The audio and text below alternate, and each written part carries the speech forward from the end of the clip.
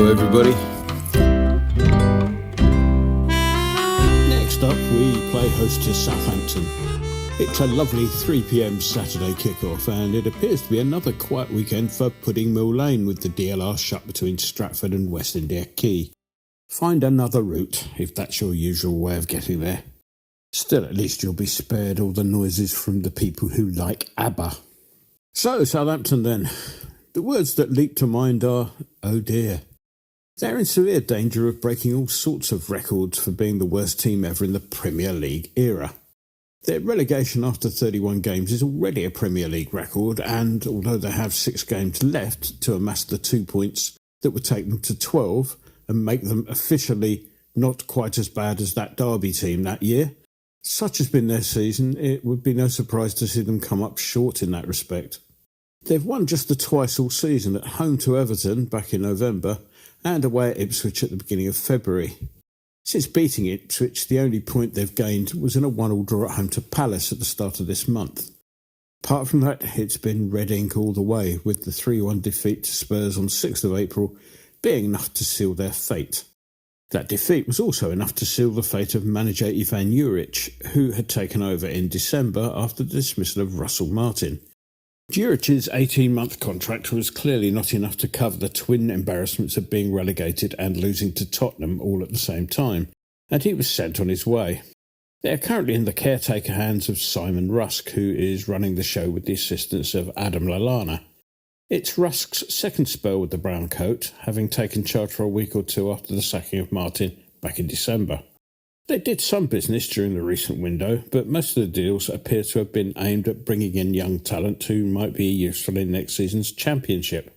All of which, nevertheless, means that Daisy has had to do some work and take time out from watching her racehorse, which amazingly somehow came second last week.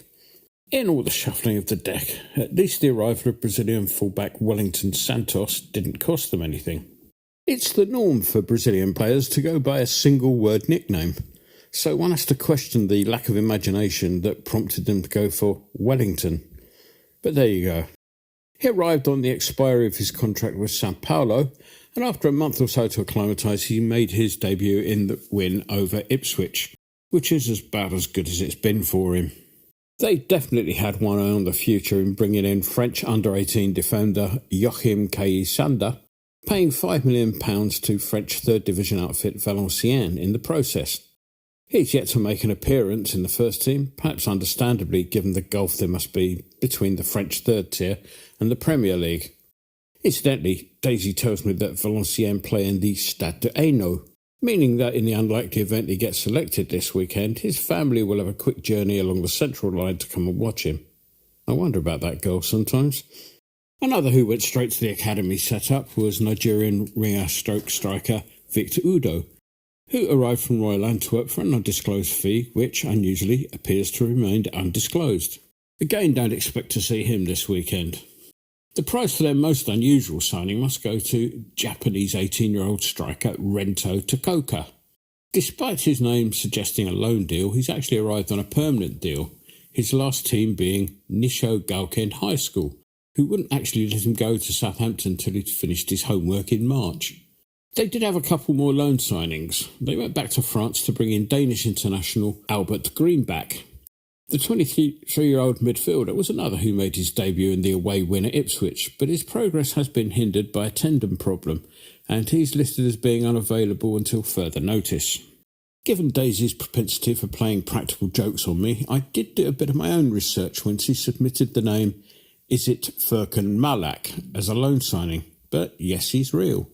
Again, he won't be seen on Saturday, as he's arrived from their sister club Göztepe in Turkey, so that the Saints can run the rule over him with a view to him moving permanently in the summer.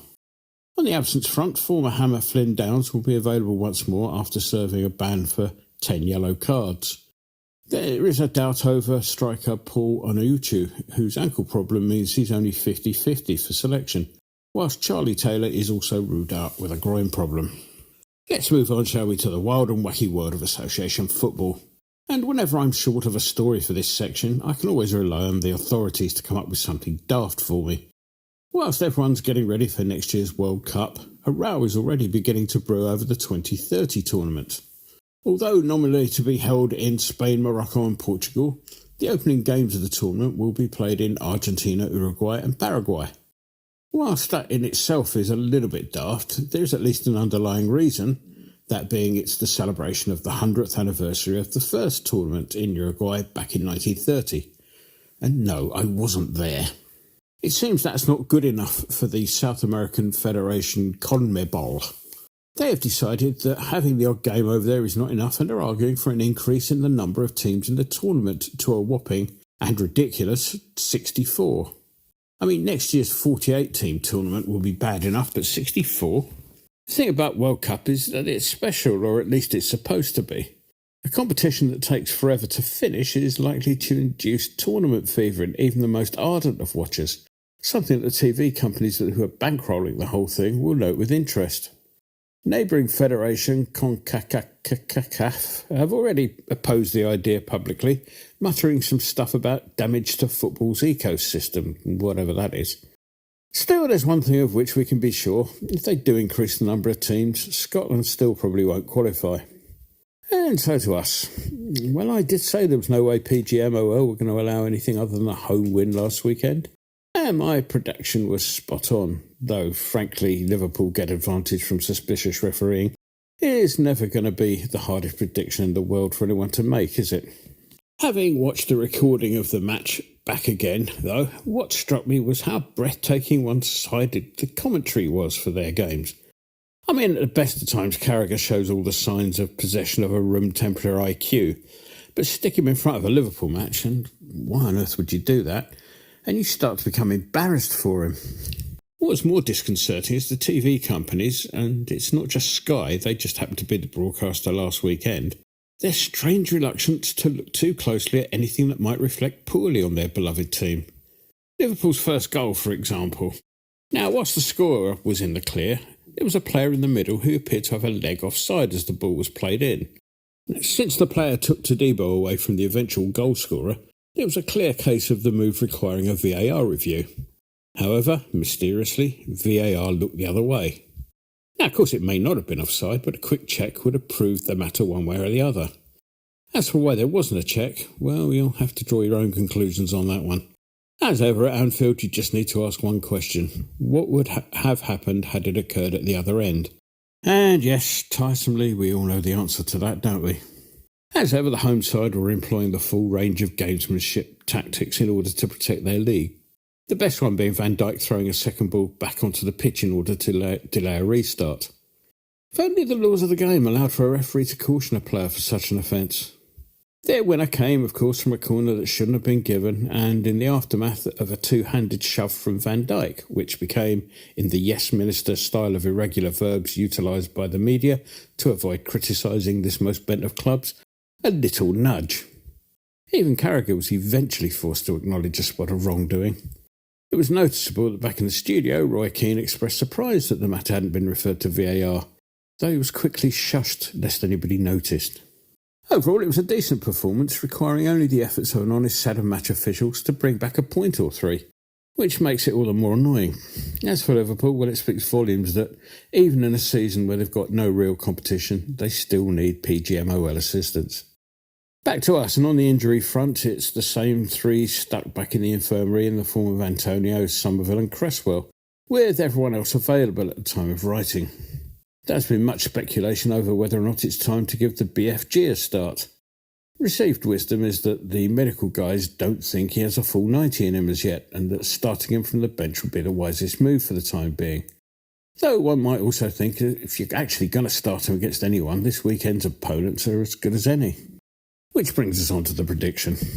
Well, with relegation confirmed, there was a thought that they might get their act together and gird their loins in a bid to avoid breaking that unwanted points record.